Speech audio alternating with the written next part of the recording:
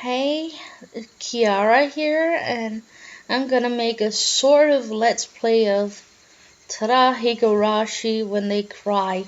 Um, well, maybe not this, but the anime is actually one of my favorites because it's so far out.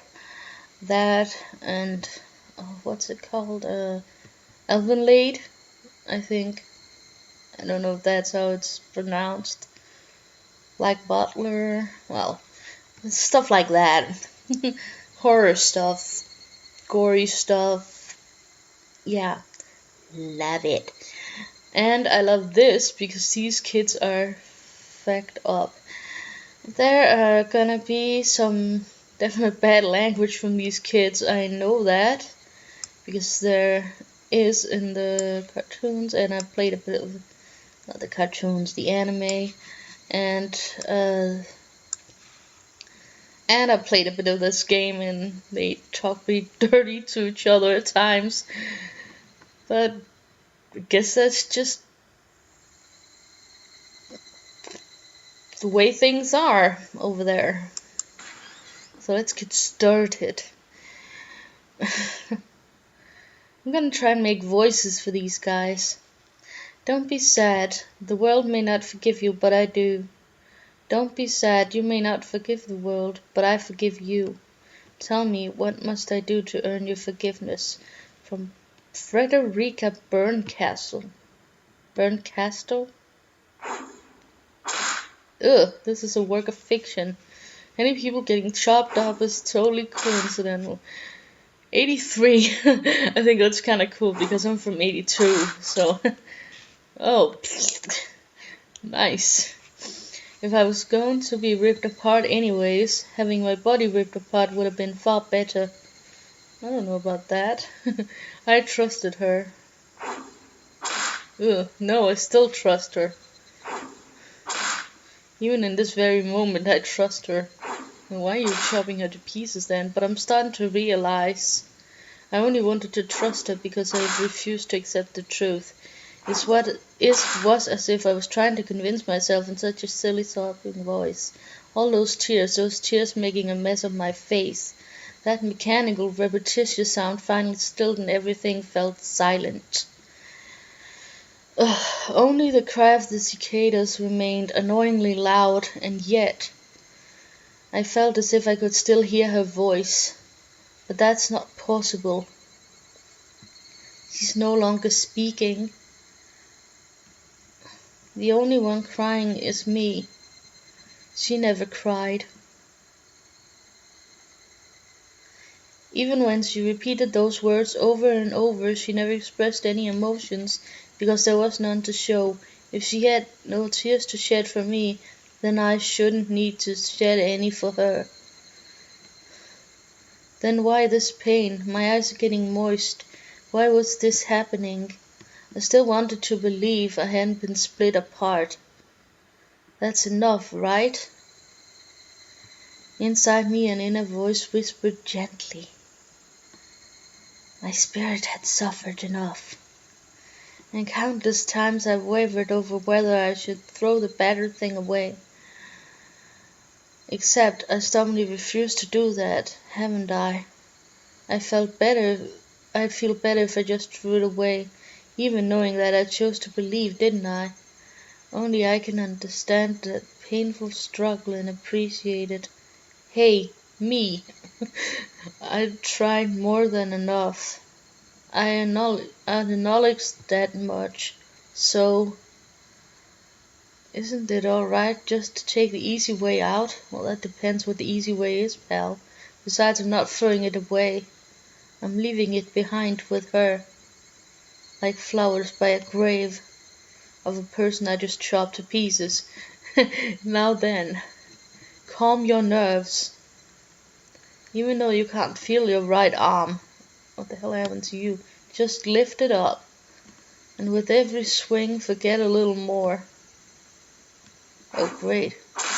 Ugh. That kindness made me happy. That adorable smile brought me joy. I liked petting your head. I loved how demure you were. because this will be the last time.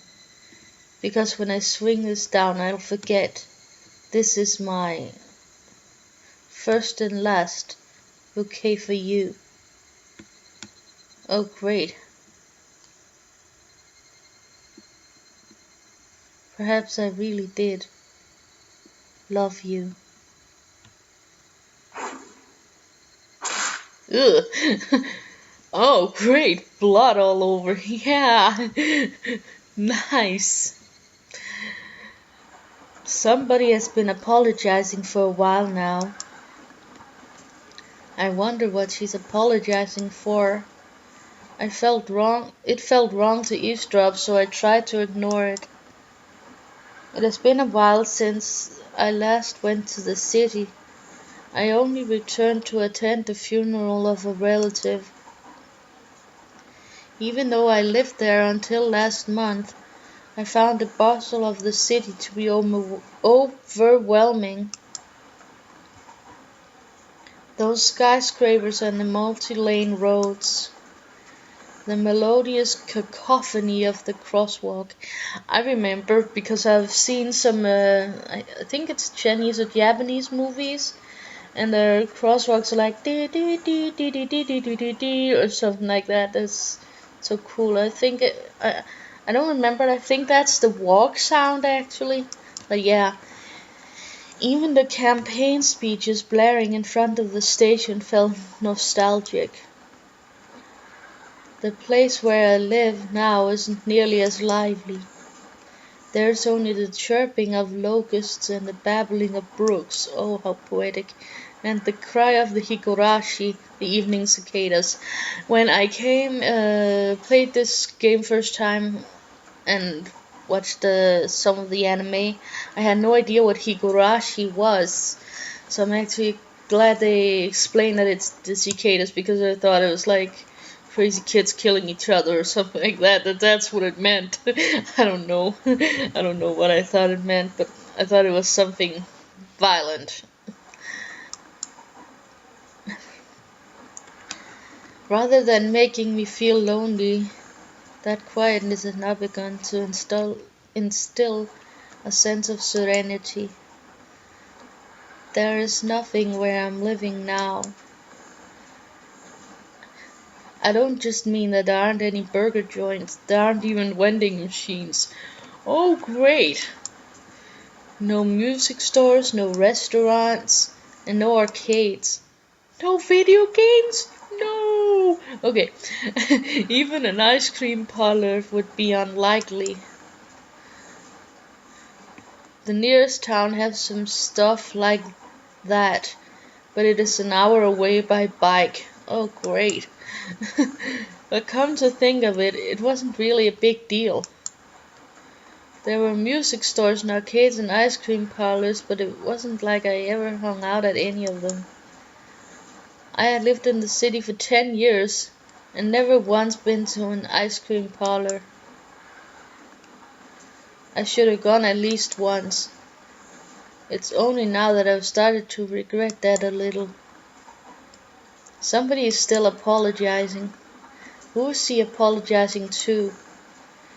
She apologized so much, so just forgive her already.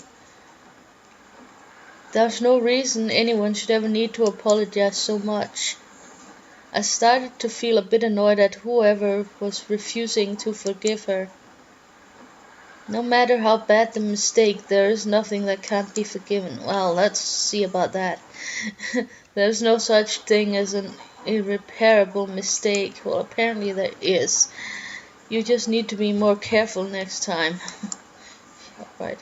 She's still apologizing even now. Then has she really done something that can't be fixed? I have no idea what she has done, but if it can't be fixed, then there's all the more reason to forgive her. No matter how much she apologizes, nothing will change. But even so, she keeps apologizing in such a heartbreaking voice. Hey you, the one she's apologizing to. Why don't you just go ahead and forgive her? She's apologizing in such a pathetic voice. Keiichi, we're almost there. Wake up. I was finally aroused from my nap by my father's prodding. Okay, that's what you call it. It seemed the train had reached its final stop, its final destination. We spent hours riding everything from the bullet train to the local routes. It was hard to believe that the landscape beyond the window and the city I was in half a day ago were in the same country. No, that they were even from the same era or from the same planet. From there we take a car deeper into the mountains.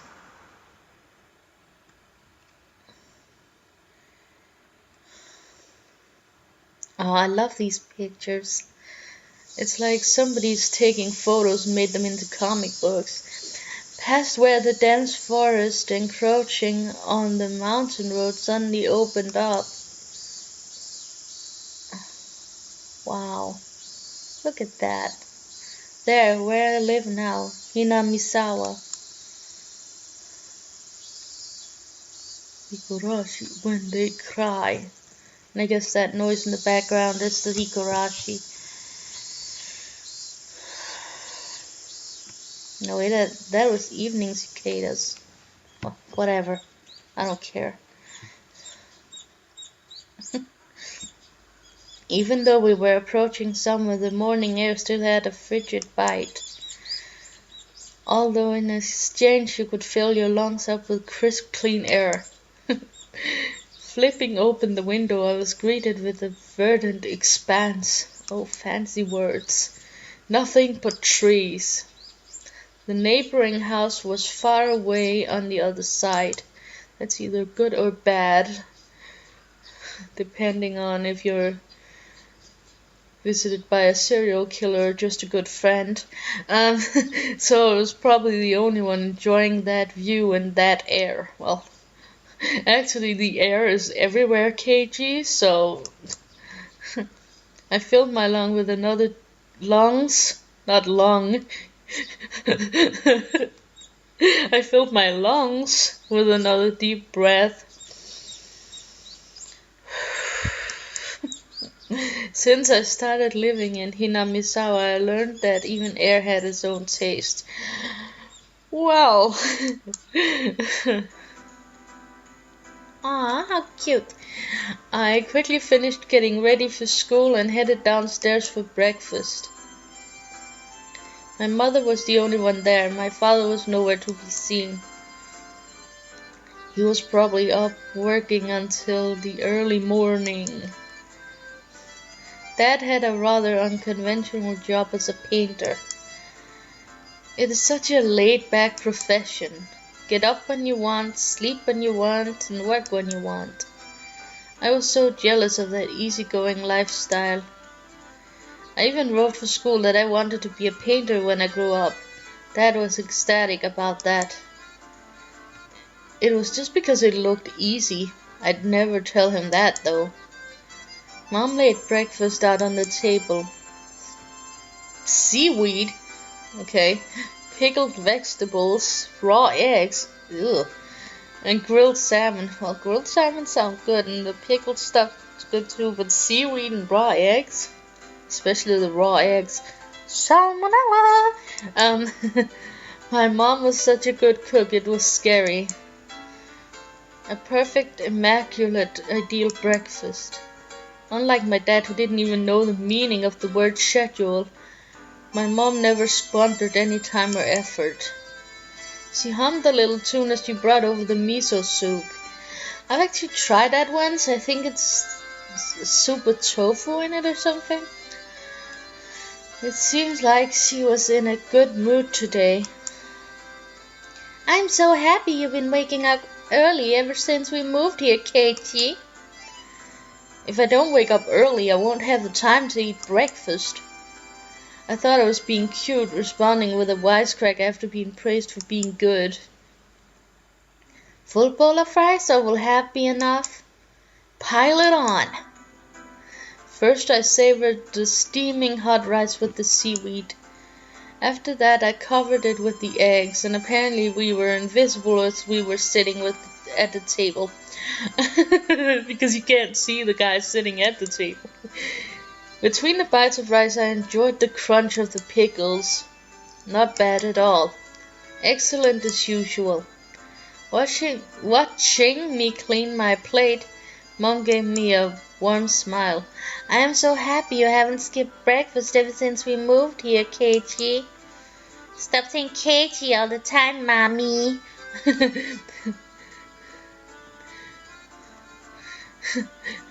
I was not a morning person when we lived in the city. Well, who the heck in the city is a morning person if they can help it?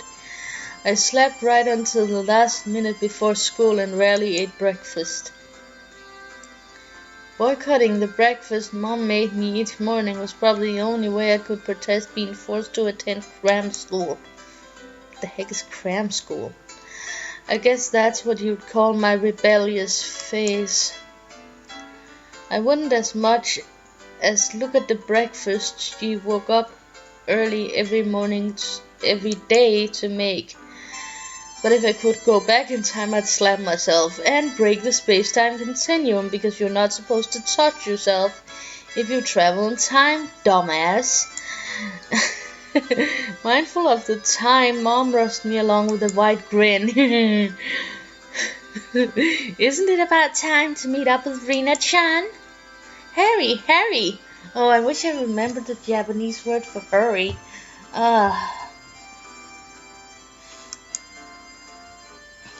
Mom really seemed to enjoy the fact that her son was going to school with a girl. Rina is one of my classmates.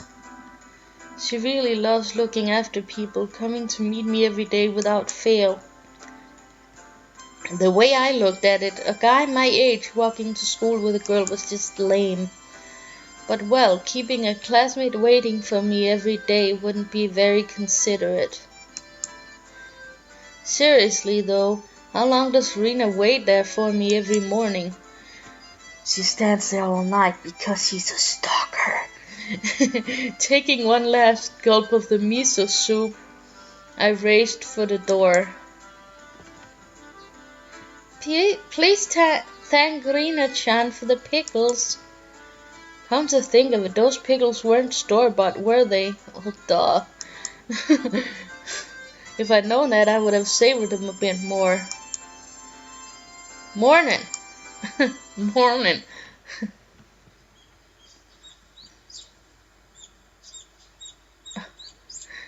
Oh, she's so cute. Keiichi-kun, good morning. Her cheerful greeting was fresh as the morning itself. Ah, you're always so early. You should try sleeping in sometime. If I sleep in, I'll keep you waiting. She's so conscientious and such a good person. Yeah, right. If that ever happens, I'll just leave you behind. Keiichi-kun, you're so cold. I wait for you all the time. I'll leave you in the dust, without looking back. Aw, why are you so mean? Why? Rina had a slightly troubled look on her face. Toying with her was rather fun because of how quickly her mood changed. I'm kidding, I'd wait for you. With those words, Rina seemed to relax. Her face flushed bright red. Aw. Thank you. I'd wait forever until you came, Rina. No matter how long. Forever? Rina turned bright red, steam rising from her head as her brain short-circuited. Okay, she's especially weak to this sort of talk. It's quite rare to find someone this fun to tease. Oh, great. Have you ever read a romance novel, Rina? Huh? I haven't. Never read any before. From that response, I gather she was interested in them, but was too embarrassed to actually buy one. I couldn't imagine what would happen if she did read one. She'd probably turn red and pass out. Oh yeah, a message from Mom. She says, thanks for the pickles. It was nothing. You're welcome. How were they? Not too salty? They weren't that salty. Actually, they had a pretty light flavor to them. It would have been fine to just be honest and say they were good, but apparently I couldn't be that forthright. I'd like to ask something before that. Were you the one that pickled them? Who pickled them, Rena? Or was it your mom? Huh? Why do you ask? Were they too salty? Her attitude completely changed as she began to panic frantically. Was it you, Rena, or was it your mom? Well, why are you asking who made them? Why? Depending on who made them, my opinion of them might change drastically. She counted frantically on her fingers, trying to remember the amount of salt she used to pickle them. It wasn't like I was trying to tease her, but I couldn't stop myself. Guys who take pleasure in this kind of thing is probably the worst. Guys like me. Well, at least you realize that you're a mean son of a... Well, to little sweet stalker girls like Rena.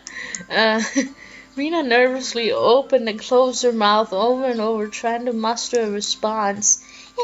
It was me. Delicious. Huh? Pretty good. Just like the last ones. They went perfectly with the rice. Her face went bright red again. She was completely spacing out. It truly was a lot of fun to tease her. I pray that Rena never gets taken advantage of by some lowlife. Keep at it, Rena. I'll train you until you handle it like the average person. Or so I decided for myself. Let's go. If we keep Neon waiting, we'll never hear the end of it. Seeing as if she'd just keep spacing out otherwise, I called Rena back to reality so we could make our way to school. This strange, easily flustered girl is Rena Virgo. I've only known her for about a month, but I come to realize that it's not only her name that's strange. You can say that again. She's kinda cute though. Michan, good morning. Coming up to the next rendezvous point, we saw another person waiting for us. Noticing us, she waved. Nice hair color. Finally, you two are late. Usually you're the one who's late. In sharp contrast to the diligent Rena, this one marched to the beat of her own drum. She's Mion Sonosaki. For what it's worth, she's our senior in the head of her class. Morning, Rena, and it's been a while, Ki-chan. How many years? I was only off for 2 days. You don't say. You were so much cuter back then. Mion's gaze started at my chest. Oh, great. And then dropped straight down, focusing on the point between my legs. This is the dirty talk I was talking about.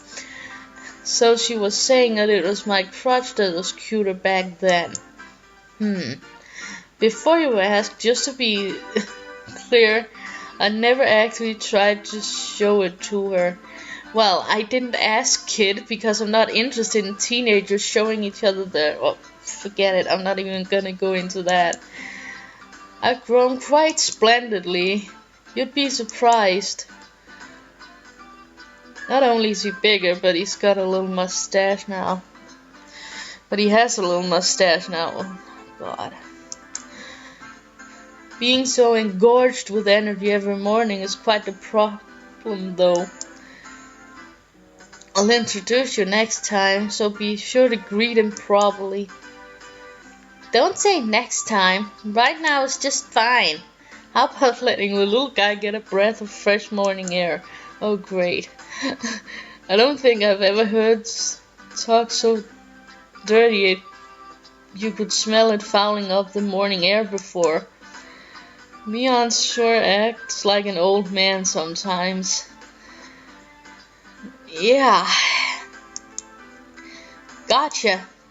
Time for the big reveal. Hope you don't regret it. As my hand reached for my fly, Rena began to ramble in a near panic. Hey, hey, hey! What are you talking about? What are you talking about? What are you talking about? Red-faced and flustered, Rena tried to play dumb, but it was obvious she knew exactly what we were talking about. Well, I guess everybody knew what you were talking about. How was it? Seeing the city again. Leon switched gears, dropping the dirty talk and changing the topic to something more befitting the pleasant morning. And this Let's Play! I only went for a funeral, I didn't have much time. So, yeah, did you look for it? That thing I asked for? You're not listening at all. I just came back from a funeral. I didn't have any time to look around in toy stores. Toy stores and hobby shops are completely different, you know. It's really difficult to get Western stuff around here, after all. Is this about games again, Michan? Mion nodded proudly as Rena giggled. Yep. I want a K-Chan to bring me back a Westport catalog, you see? Westport was short for Western Imported Games. Using that abbreviation did make it sound pretty geeky. You can just get him to send you one in the mail, can't you? Well, I guess I'll have to now. I'm going to get another game full of hot action. Oh, I don't even want to know what kind of hot action that girl's talking about. This time I like a game that's easy to understand. Is that Rena saying that because she's stuttering? Often. This time I'd like a game that's easy to understand. Let's just say that was Rena that said that. Neon is a board and card game enthusiast, and I hear she's collected quite a lot of different ones. According to Rena, Neon's room has kind of become a museum for domestic and foreign games. If there's a game you think I'd understand, let me play too. Huh, of course. If K-Chan's up for it. I should warn you though, we're pretty tough. Just what I want. I play all sorts of games, I don't intend to lose. Whoa. Then we'd let you into the group this time, I guess. The reason why I knew it was Rena that said that is partly because of her face changed and because she repeats the last words a lot. Bristling with joy from head to toe, Rena looked back and forth between me and Mion. Yeah. Mion gave her an affirmative wink and her expression perked up even further. I thought boys preferred to playing outside more, so I figured you wouldn't want to. Rena laughed happily. From such a friendly conversation, you shouldn't think that I moved there less than a month ago. A friendly conversation, KG. Well, let's just say 2 seconds ago it was a bit more than just a friendly conversation. Oh man, and I'm just as bad as them. I can't stop making comments about their stuff. I understood that they did all they could to make a transfer student like me feel at home. I have to try harder to fit in so they won't feel like they have to try to make me feel welcome. I felt like if I acted a bit more open than I usually am, I should probably be I think. I think